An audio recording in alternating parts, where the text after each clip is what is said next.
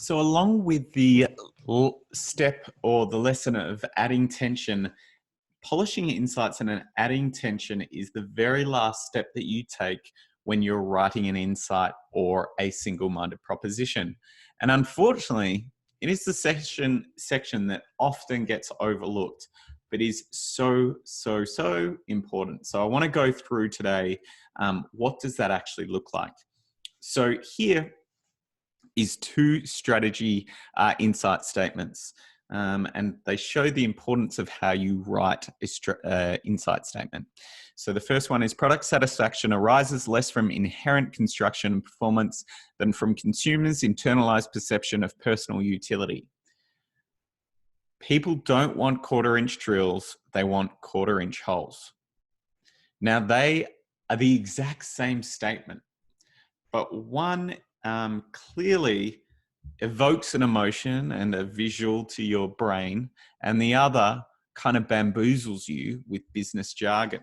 And Jeremy Bullimore was one of the kind of founding fathers of strategy, and he said that in insights should evoke as well as inform. And I think this is where we get too caught up. A lot of people think that an insight has to be data driven and all in the numbers. Nah, insights hit you in the guts.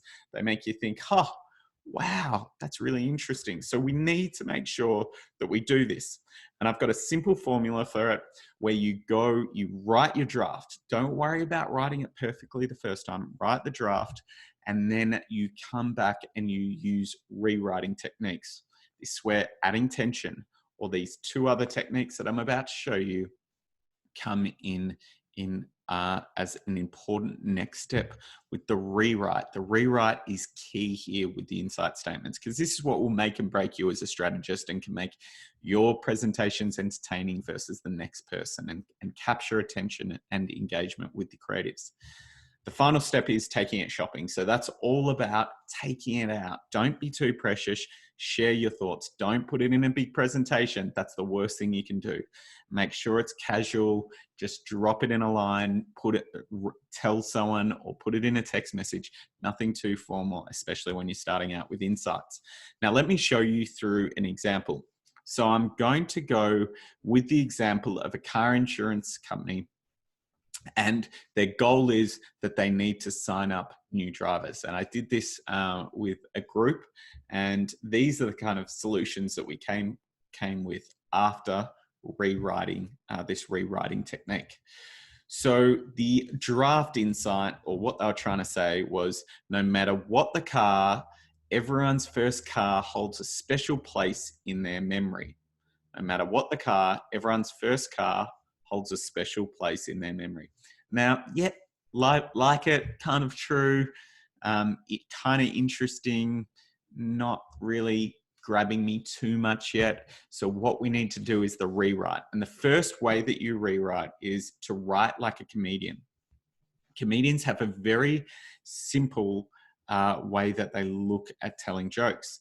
And it's very simple. It's two parts. There's a setup, which is based on an assumption or a common thought, and then the punchline, which shatters the expectation of what you thought or the direction that they were going. So that's often called the misdirection, and what we're looking for. So a simple way to do it is to just put the but statement between your setup and your punchline. So if we look at that statement, we'll see how that will come to life. The other part of this is emotion, and emotion helps. It's kind of like a metal detector. When you've got a good insight, the emotion will be there. And that's what comedians do. They look for when people are angry, happy, sad, upset, excited. That's where the great strategy and insight statements lie. They lie around the emotion. What gets people worked up? And that's what we should be looking for. So with our first statement about the first cars being great memories, we brainstormed and came up with this, that we wrote a number of different answers, but this one kind of stood out, which was everyone's first car is a bomb. But at the time that that car is a luxury car to you. So very true. It's like this starts to hit you. Your first car is an absolute stinker, but doesn't matter. It's complete luxury to you because it gives you wings. It gives you the ability to go wherever you want. And you're now free in independence. And that's probably the most expensive thing you've ever bought. So it feels like a luxury purchase to you. So now what I do is I just shorten it, try to sharpen it up. So all first cars are luxury cars. Much tighter, much easier. That's what you want to do. Rewriting, this is what it's all about. Remove as many words as possible and make it as clear as possible. So every word costs you money. So you want to think about it as recycling. Any word you can pull out is better. So here we go. We've recycled all those words and it's nice and tight. All first cars are luxury cars. Not using too many words there. So way better. So that's the first technique. Think like a comedian. The second one is to visualize. So the interesting thing, and I've talked about this before, but the interesting thing is not all words were created equal. We've got verbal words and visual words. And verbal words don't create a picture in your head. There's no association that we've got. Whereas visual words have an image associated with them. So picturing words is always appeals to multiple senses and allows us to draw a picture in our head. And they are the words that we want to use. They are worth so much more than a verbal word. So if you can visualize it and paint a picture in someone's head, way better. So here you can see on the left, words that are verbal: connect, luminescent, money, curious, positive. Here we've got patch on the other side, glitter. You can see the glitter. You can see dollar bills. Sherlock Holmes, visual. Smile. You can see all this. There's always a verbal attached to them. So they're the words that we want to be going towards, the visual words. So once again, try to think of those visual words. The other thing that we want to think of is that can help us out here is analogies.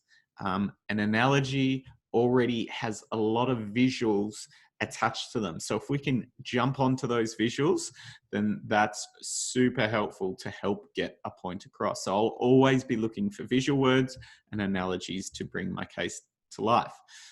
Here's an example that I did for a soup brand, which was looking at trying to find more moments.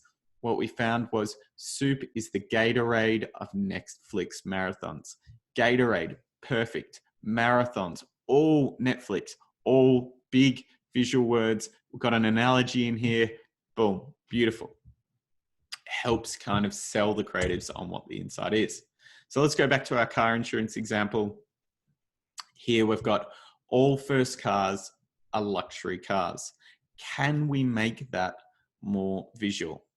So take a minute, pause the video, and I want you to have a go at making this more visual. And you can write this in the comments, whatever you came up with. How could you make this more visual? Or do you have an analogy that can help bring this to life? So pause the video. I'd love to see where you get to. Okay, going on. Here's how you could have made this a bit more visual. All first cars look like hell, but feel like heaven.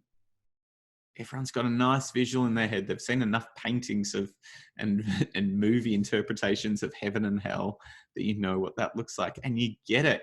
You're like, they look ugly, your first car, but they feel like heaven. So again, what we're looking to try to do here is write like a comedian. Then we want to use visual language versus verbal, and then find analogies if we've got analogies. And this is just helping to elevate your insight. You're getting out of the business jargon and you're getting into something that hits people in their guts, that entertains them. And that's what it's all about at this stage. You need to refine, and make your strategy more engaging, more attention grabbing. Now, please go on and watch Adding Tension, because you'll notice that this statement also has tension in it. So it's another technique. These three major techniques: writing like a comedian, visual, verbal words and analogies, and adding tension. They're all related, and they're all ways that help you sharpen up your strategy. As like always, if you've got any questions, feel free to ask me in the comments. And I'm looking forward to seeing what other people had for their analogy or their visual words.